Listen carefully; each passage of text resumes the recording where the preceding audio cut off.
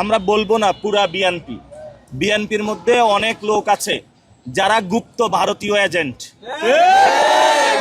ইনকিলাব মঞ্চ হলো সেই জিনিস, যেই জিনিস আপনাদের চাঁদাবাজি, সন্ত্রাস, দুর্নীতির যে মসনদ আছে সেটাতে হলো আগুন ধরিয়ে দিয়েছে। বিএনপি একটা অকৃতজ্ঞ দল।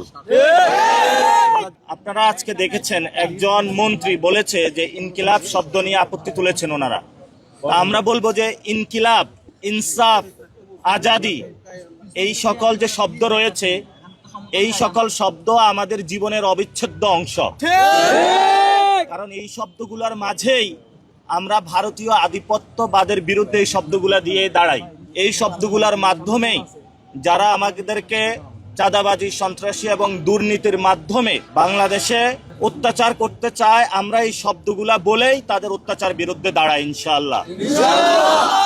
এবং যাদের ইনকিলাব, ইনসাফ এবং আজাদি শব্দে গাত্রদাহ হয়, তাদের মধ্যে আমরা দেখতে পাচ্ছি যে ভারতীয় প্রতিচ্ছবি।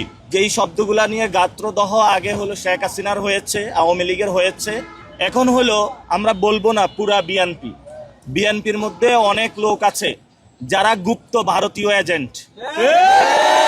গুপ্ত ভারতীয়, এদের হলো ইনকিলাব, ইনসাফ, আজাদি শব্দে চুলকানি শুরু হয়।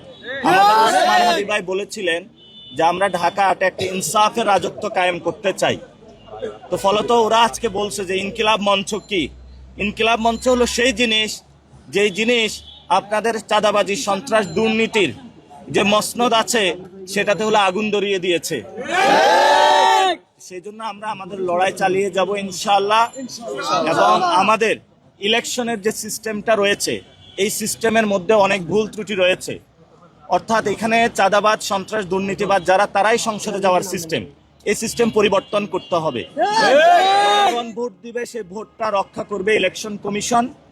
এবং জনপ্রতিনিধি জনগণের হবে, কোনো দলের হবে না, কোনো ব্যবসায়ী গোষ্ঠীর হবে না, কোনো দেশের হবে না। আমরা এমন একটা এবং এই যে ডক্টর ইউনূস, উনি যখন বিদায় নিল, বিএনপিকে এত সুযোগ সুবিধা দিল এবং বিএনপি গণ অভ্যুত্থানের পরে সবগুলো মানুষ জেলে ছিল, যারা জনগণ বাংলাদেশে তাদেরকে মুক্ত করে দিল, তাদেরকে একটা ধন্যবাদ দিল না তারা। এবং যারা উপদেষ্টারা, তাদেরকে এত সুযোগ সুন্দর করে এতগুলো আসন দিয়ে দিল। ডক্টর ইউনূসকে তো তারা একটা লাল গালিচা সংবর্ধনা দিতে পারতো, তাও দেয়নি। এই জন্য বলবো হলো বিএনপি একটা অকৃতজ্ঞ দল। জনগণের প্রতি অকৃতজ্ঞ এবং মানুষের প্রতি অকৃতজ্ঞ।